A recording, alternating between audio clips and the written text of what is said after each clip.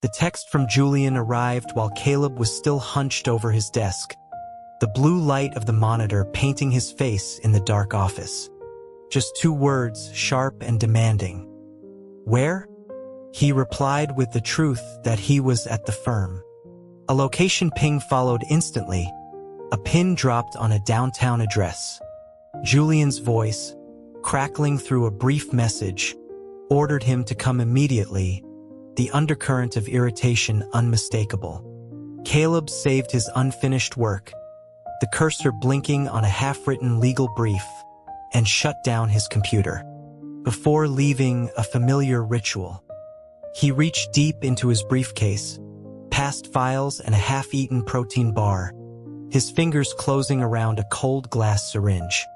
Without hesitation, he found the sensitive spot at the nape of his neck and plunged the needle in.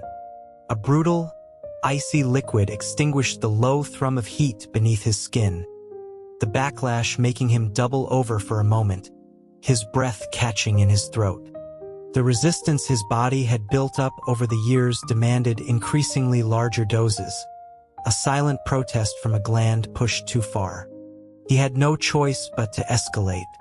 The address led him to a discreet, high-end lounge in Soho. Even through the heavy oak door of the private room, a cloying, sugary scent of an omega in heat bled into the hallway. He didn't rush inside. Instead, he leaned against the opposite wall and lit a cigarette, the harsh sting of nicotine a welcome distraction. Muffled voices drifted from within. One, saccharine and pleading, told Julian that his pheromones loved them, begging him to bite, to make them his. As Caleb listened, a hand suddenly appeared, plucking the cigarette from his lips.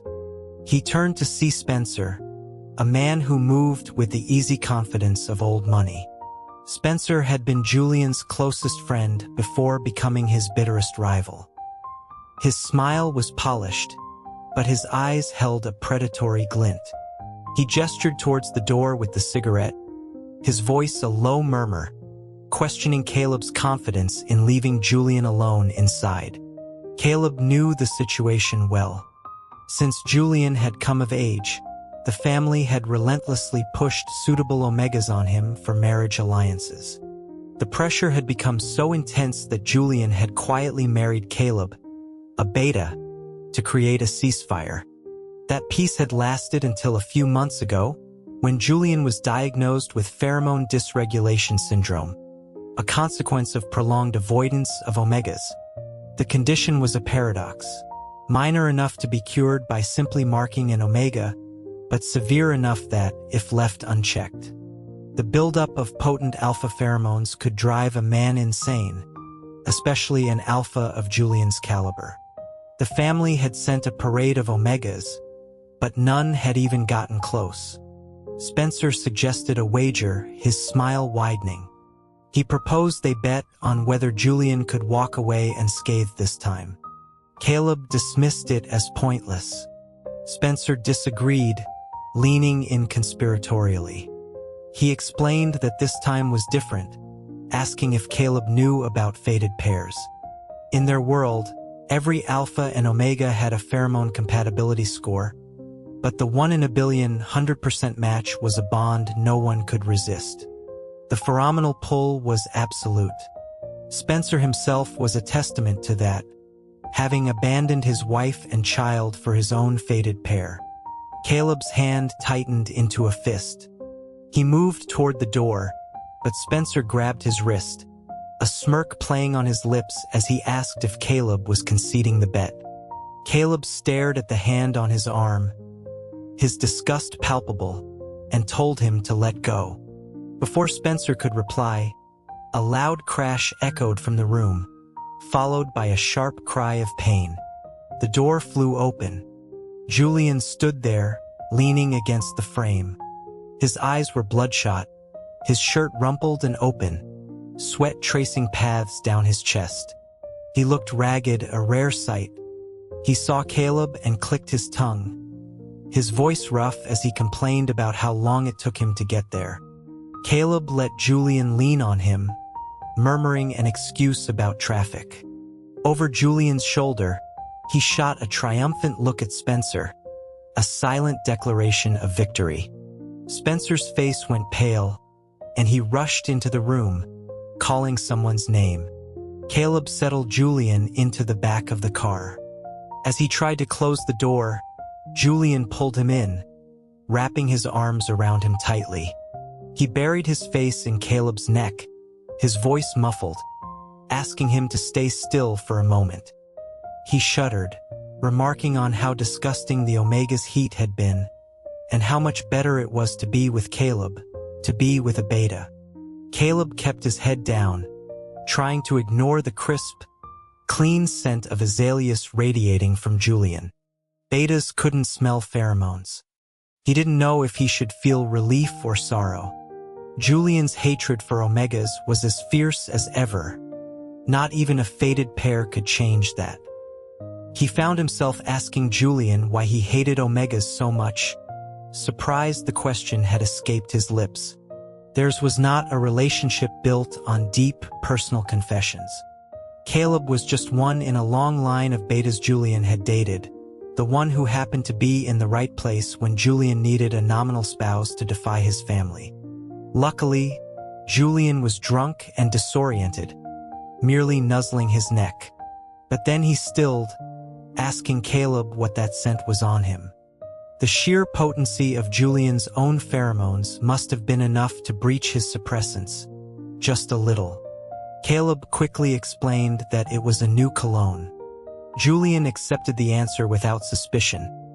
Caleb always wore a fragrance that closely matched his own natural scent, just in case. Back at their penthouse, Julian was disgusted by the lingering Omega pheromones on his clothes. He was practically collapsing, yet he insisted on a shower. Caleb found himself dutifully helping his intoxicated husband. The next morning, the alarm felt like a hammer against his skull.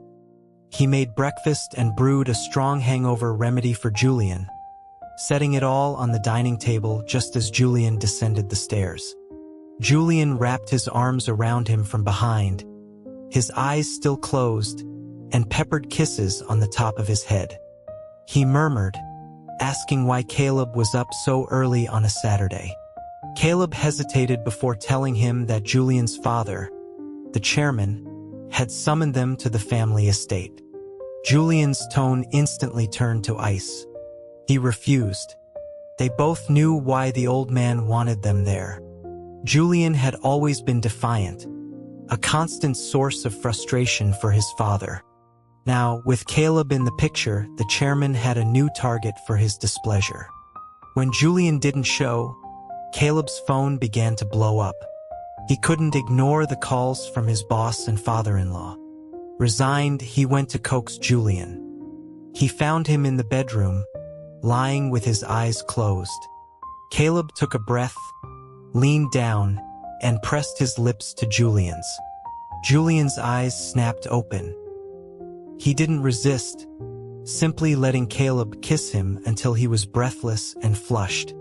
When it was over, Julian let out a short, cold laugh, telling him that such tricks wouldn't work, that if Caleb wanted to go, he could go alone.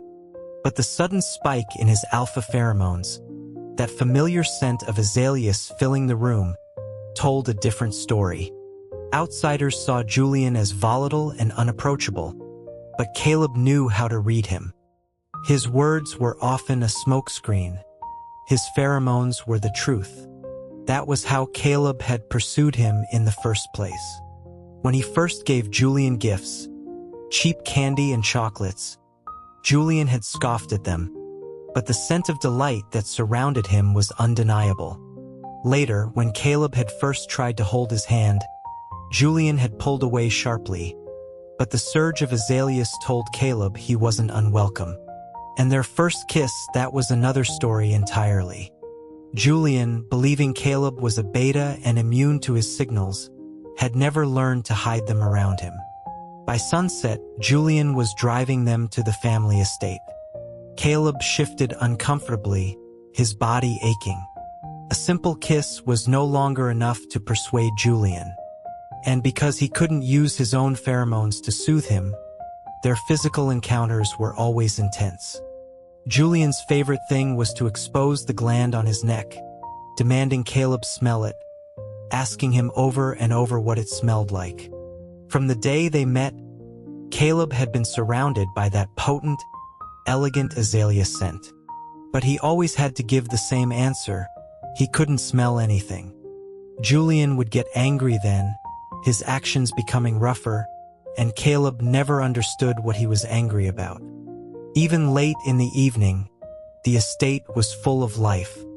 In the brightly lit living room, Spencer sat with his legs crossed, a pair of gold-rimmed glasses perched on his nose as he reviewed a document.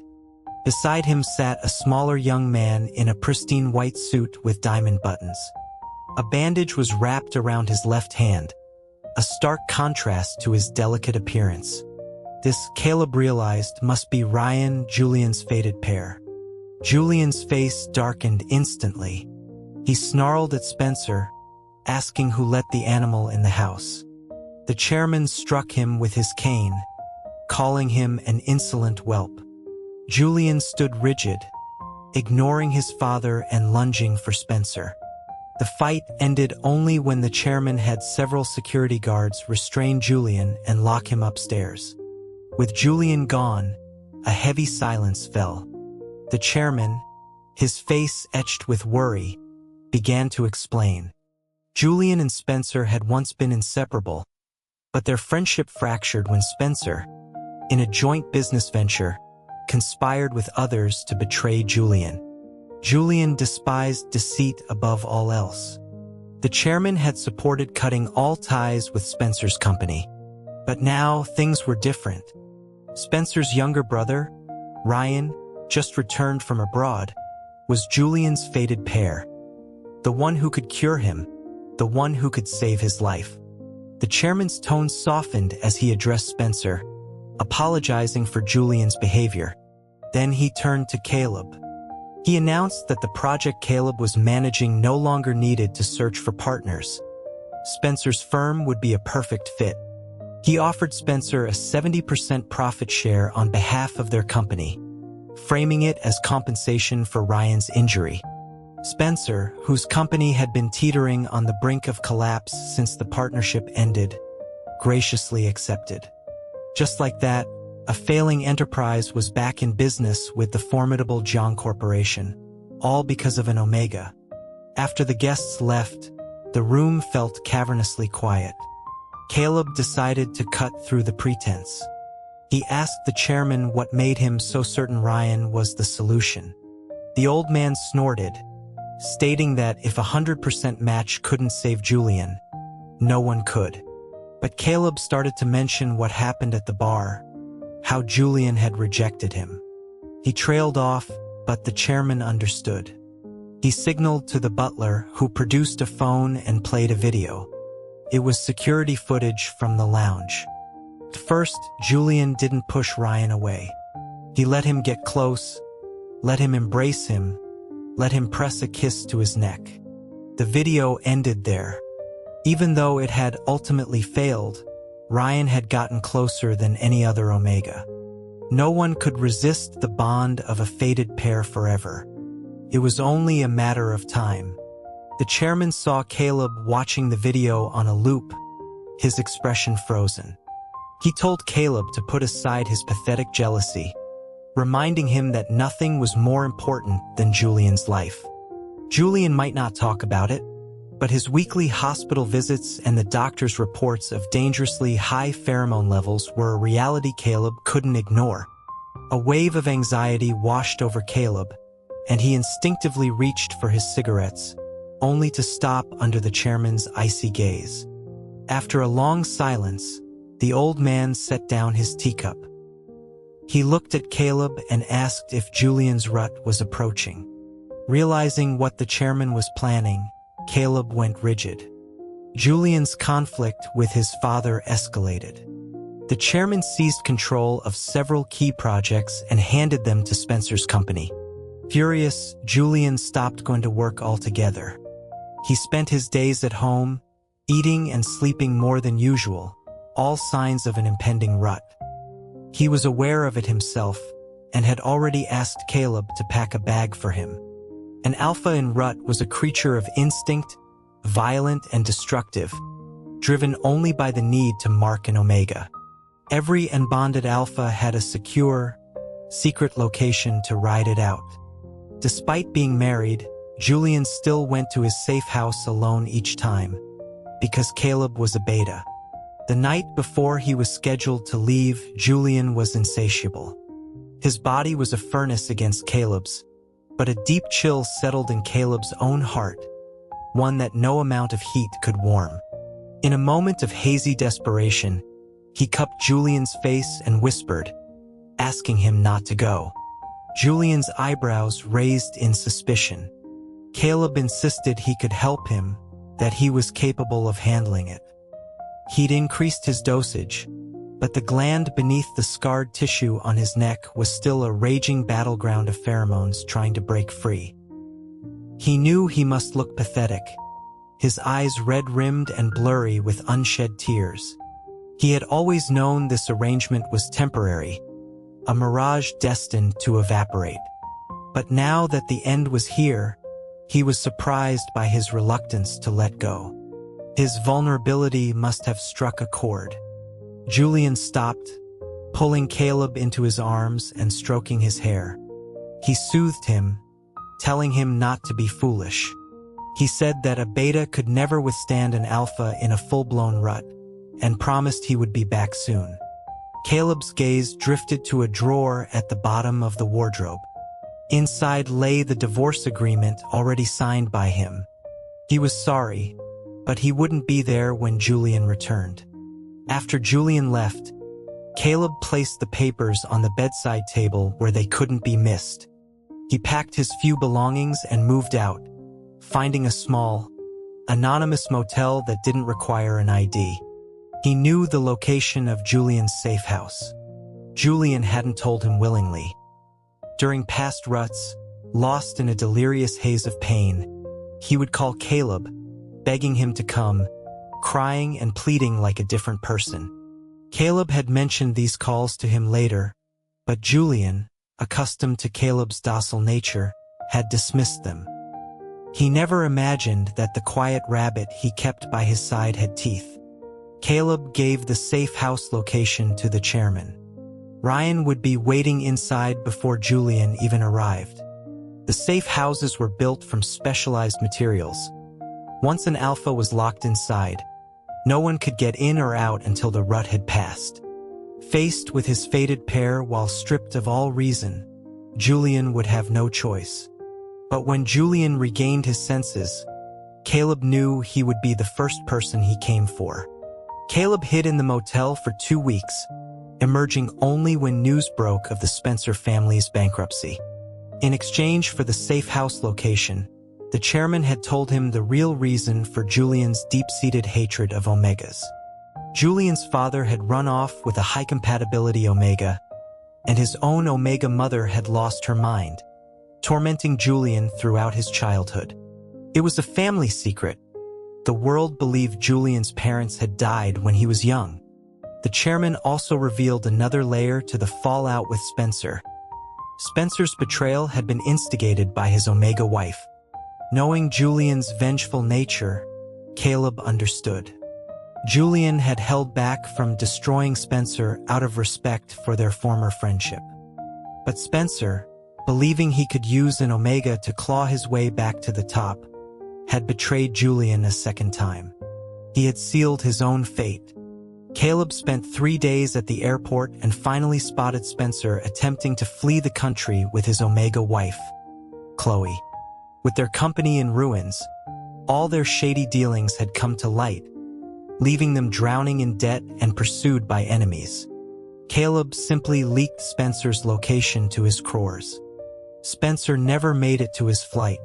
Instead, he was dragged into an alley and beaten half to death. In the dim light, Spencer was barely breathing, yet he still shielded Chloe with his body. The sight nauseated Caleb. He stepped forward, applauding sarcastically, commenting on their profound love. Spencer looked up, his face a mask of hate, and asked if Caleb was there to gloat. Caleb shook his head with an air of innocence, saying he was there to help. He pulled out a debit card and dangled it in front of Chloe. He told her there was $1 million on it and asked her to choose the money or the broken man at her feet. The pampered Omega, clearly worn down by their recent hardships, reached for the card without a second thought. Caleb slammed his foot down on her delicate hand. Amidst her piercing scream, he finally roared, his voice raw with years of suppressed rage. He screamed at Spencer, asking if this worthless creature was what he'd thrown his family away for, just because he was his fated pair. Spencer's eyes widened in shock. Caleb grabbed his face, forcing him to look closer. He demanded Spencer look at his eyes to see if they reminded him of someone. Of Samuel, Spencer's former Omega husband. The brother who had been the only person in the world to show Caleb, an illegitimate child, any kindness. Spencer and Samuel's marriage had been an arrangement between powerful families, but they had been happy, even had a son. Then Chloe, Spencer's fated pair, appeared. She orchestrated a fake kidnapping, and Spencer, completely enthralled, destroyed Samuel's family to save her. After their fall, Spencer allowed Chloe to humiliate Samuel and their son until, broken, they took their own lives. Caleb had been away at college. By the time he returned, it was too late. After his own mother's death, Samuel's family had rejected Caleb as a defective Omega. Samuel was the one who took him in. He didn't care that the family was destroyed, but Samuel had done nothing wrong. His brother and nephew were dead, while Spencer was starting a new life. Spencer's eyes filled with tears of regret. He stammered that he hadn't known, that he never wanted Samuel to die, that Chloe had deceived him. The performance was sickening. The sound of distant sirens grew louder. Caleb waved the card at Chloe, his voice dripping with mock pity, reminding her that there was no need for money in prison. He had spent years collecting evidence of Chloe's crimes against Samuel. Her methods had been clumsy. A man as sharp as Spencer could not have failed to notice unless he chose not to. He turned back to Spencer, a final piece of the puzzle falling into place. He asked him how he thought Julian had discovered his secret embezzlement scheme so quickly. Before Spencer could answer, Caleb smiled. It was him. He had been the one to leak it. It was all clear now. His disguise as a beta, his pursuit of Julian. It had all been for this, a debt of blood. Walking out of the alley, Caleb lit a cigarette. The heavy weight of vengeance was finally lifted, but he felt only exhaustion. Spencer's desperate shouts echoed behind him. Him that Julian would never forgive him for being used. He knew that. He had never expected to hide it from Julian forever. He hadn't found Ryan, but he assumed he and Julian, in the throes of an uncontrollable rut, had formed a permanent bond. Caleb had investigated. Ryan had no part in what happened to Samuel's family. If Julian was happy, Caleb could let that one piece go. The next day, he returned to his motel from a quick meal to find it surrounded by a fleet of black SUVs and grim-faced bodyguards. Leaning against the lead car, a sleek Cadillac, was Julian. He was wrapped in a dark gray overcoat, his face obscured by shadows. As a subordinate reported to him, the flicker of a lighter illuminated a terrifyingly grim expression. A moment later, he gave a cold laugh, his voice low and seething with a rage that seemed to poison the air around him. He ordered his men to find the person, to tear the city apart if they had to. A chill ran down Caleb's spine. The Julian he knew, even at his angriest, always retained a veneer of aristocratic control. The man he saw now was a predator. The situation was worse than he'd imagined. He hadn't used his suppressants for days. The motel room would be saturated with his pheromones. On the table, he had left his unused omega inhibitors. Julian not only knew Caleb had betrayed him to his father, he now knew Caleb was an omega. He had been played for a fool by the very thing he despised most. It was only a matter of time before Julian discovered the entire revenge plot. Just the first 2 offenses were enough to warrant a death sentence. He abandoned any thought of his belongings and slipped into a side street, melting into the shadows just as Julian's head turned in his direction. Julian remembered when Caleb had offered to help him through his rut. He had to admit, for a terrifying second, he almost said yes. Every time the fever took him, his mind was filled with images of Caleb. He wanted to hold him, to bite his neck, to possess him completely. He'd tried before, when they were together, but Caleb always made excuses, saying an old injury made his neck sensitive. Now, with the pheromone dysregulation syndrome, his control was gone. A beta like Caleb would not survive it. He would die. But the new treatment his hospital was developing was almost ready. Soon, his pheromones would be stable, and then Caleb would spend every rut with him. He was surprised by the depth of his own possessiveness. He didn't know when this ordinary beta had come to occupy his entire heart. Their first meeting had been a staged car accident. Spencer, in the passenger seat without a seatbelt, had lurched forward, cursing Caleb out. Caleb had ignored him, calmly asking Julian if he wanted to call the police or settle it privately. Before Julian could answer, Caleb suggested they settle, stating he was in a hurry and offering his contact information for the damages.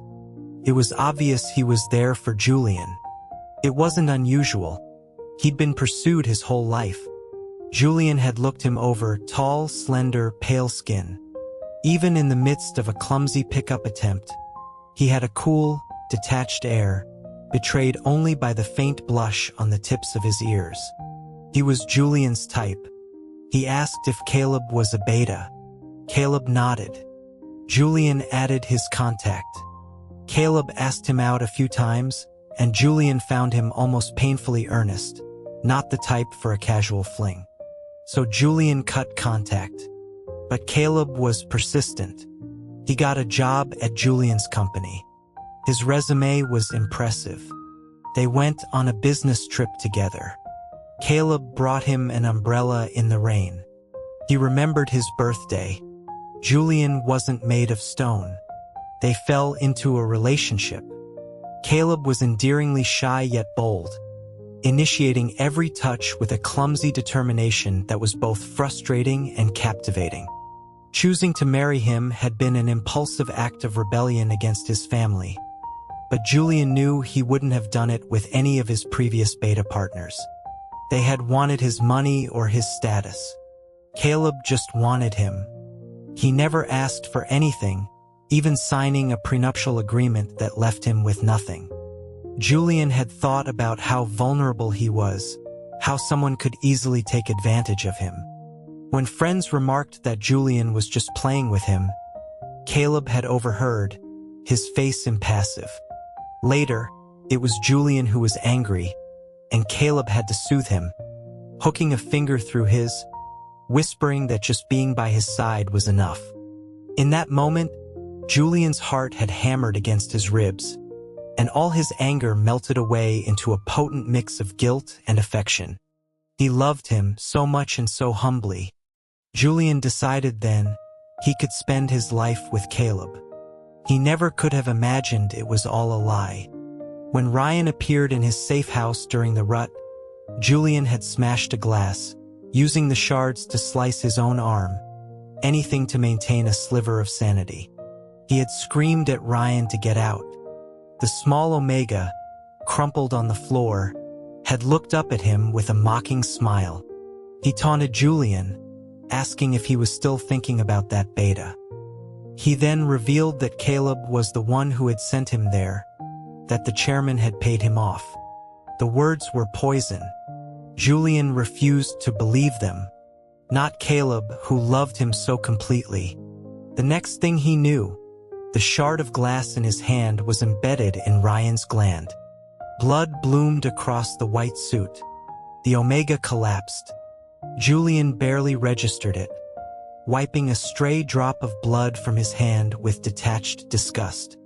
He didn't know how he survived the rest of the rut. The first thing he did upon returning was race home, needing to hear Caleb's explanation. Instead, he found the divorce papers. Unable to find Caleb, Julian unleashed his fury on the Spencer family. In days, their name was erased from the city's elite. Then came the news that Spencer's wife, Chloe, had been imprisoned, and the person responsible was Caleb. From Chloe, Julian learned the truth. Caleb was Samuel's brother. The pursuit, the love, it had all been a weapon for revenge. Julian laughed, a raw, broken sound. He didn't think it was possible for his heart to break any further. Then, in the cheap motel, he smelled it. The scent of rosemary, the same as the cologne Caleb always wore. It was his pheromones. Caleb wasn't even a beta. Just then, his phone rang. It was the lead researcher from the hospital. The professor announced that the new suppressant drug was a success. Julian's response was a cold sneer. He told the professor he didn't need it anymore. Julian found him working in a small diner. Penniless and on the run, Caleb had taken the first job he could find. His head was pounding, and the suppressor patch on his neck was a constant, throbbing irritant. The side effects of years of abuse were catching up to him. A customer stood before him. He took out his notepad and asked for their order, then looked up into Julian's face. Julian watched him with a humorless smile, saying he wasn't there for the food. He was looking for someone. For a moment, Caleb thought he was hallucinating. Julian's voice was laced with ice as his gaze fell to the patch on Caleb's neck. The smile vanished. Reality crashed back in. Caleb turned and ran. Julian didn't follow. He remained still, his dark eyes fixed on Caleb, an unnerving intensity in his stare. As Caleb stumbled into the street, he noticed them. Alphas, their eyes locked on him, circling like sharks. He didn't understand until he smelled it. The rich, potent scent of his own pheromones, now completely unchecked. A few were already starting to move toward him. Without a second thought, he spun around and ran back. He would rather be torn apart by Julian than be touched by this mob. He crashed into Julian's chest, the impact sending a jolt through his weakened body. For a long moment, Julian didn't move. When Caleb tried to pull away, he was slammed back against the wall. The patch was ripped from his neck. Sharp teeth sank into his skin, and a flood of powerful, dominant alpha pheromones poured into him. He struggled, but he was pinned, overwhelmed. It was too much, an invasion that seemed to colonize every cell in his body. His vision blurred, and he blacked out. He woke up in the bedroom of the penthouse they had shared. His neck was a canvas of overlapping bite marks, a testament to Julian's fury. The door opened and Julian walked in, dressed in casual clothes. He told him dinner was ready. Caleb was filled with questions but dared not speak, terrified of saying the wrong thing. He remained silent as Julian ate and then left without another word. Caleb followed him to the door but was blocked by bodyguards. He could only watch as Julian drove away, not even sparing him a glance. For days, Julian didn't return. Staff came and went, stocking the refrigerator. When Caleb finally looked inside, his blood ran cold. It was filled with supplies for an alpha's rut. A horrifying suspicion began to form in his mind. A week later, Julian returned. This time, Caleb knew he couldn't afford to be silent. He forced himself to speak, telling Julian they needed to talk. Julian gave a short, bitter laugh and sat down on the sofa, gesturing for him to continue. Caleb chose his words carefully, admitting he had wronged Julian and that he would accept any punishment. But he had to ask what the meaning of this imprisonment was. Julian's smile was cruel. He told Caleb that if he thought he was going to get a quick, clean end to his story, he was mistaken. He pulled Caleb down onto the sofa, his voice a venomous whisper in his ear. His rut was in a few days. He advised Caleb to eat well so he would have the strength to endure it. Caleb stared at him in disbelief. His guess had been right. He reminded Julian that he was an Omega, the very thing Julian had sworn he would never touch. Julian's expression was indifferent. He said that principle had been broken a long time ago by Caleb himself. Panic set in. Caleb desperately suggested Julian find Ryan, his fated pair, who was a better match. The words were a mistake. Julian's face darkened, his grip tightening on Caleb's wrist until it ached. He demanded to know if Caleb was that eager to push him toward someone else.